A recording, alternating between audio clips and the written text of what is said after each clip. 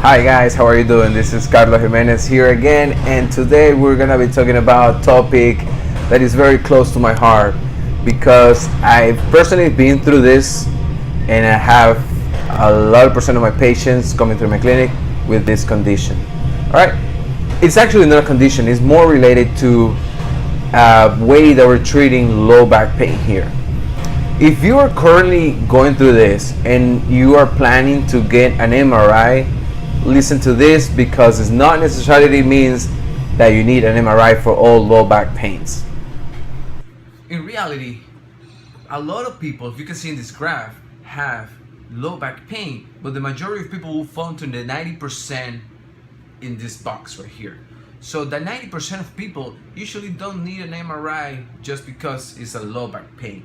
The other specific pathology, which are here, 5 to 10% of people, then those may need an MRI. And then if you have the 1 and 2%, which is a red flag people, which may have any kind of cancer or anything like that, then you may need another diagnostics conditions for that.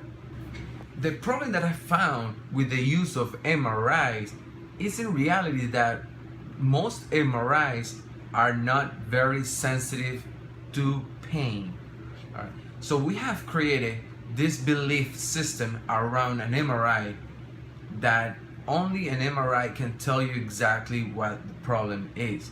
When in reality, I'm going to show you a lot of MRIs are going to show different structures that are not normal, but which are normal if you are over a certain age group. So an MRI is not necessary for the use of pain, and it cannot predict pain and disability. In reality, the belief system that has been created around an imaging is not necessarily true because it's a little more complex than that. If you have a low back pain that is only centralized, which means it's only on your low back, you don't really need an MRI to be treated for that. So you just need to be the right guidance and the right physical therapy and right people to help you and support you through this process. I found this very wise quote online which says, not all headaches need surgery. At the same time, not all back pain needs surgery. So with this in mind, I want you to think about it, that structure is not related to pain. So once we order an MRI, then we fall into the category of relating our pain to that structure. So if you've been diagnosed with a disc herniation, then you're gonna be more scared of doing things because you're gonna believe that if you do things that you were used to do before, it's gonna make worse that disc in your spine, which in reality, that doesn't necessarily mean that your pain is coming from that disc. So keep that in mind when you're actually looking at an MRI and then you ordering one.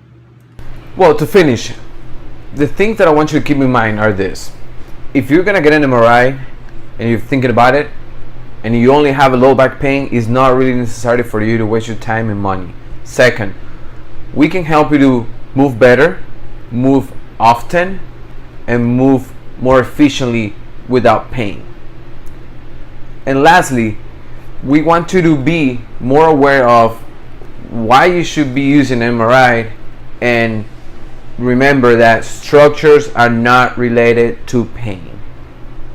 Thank you, my friends, and I wish you a good day, and I hope you like it and share this video with your friends and family.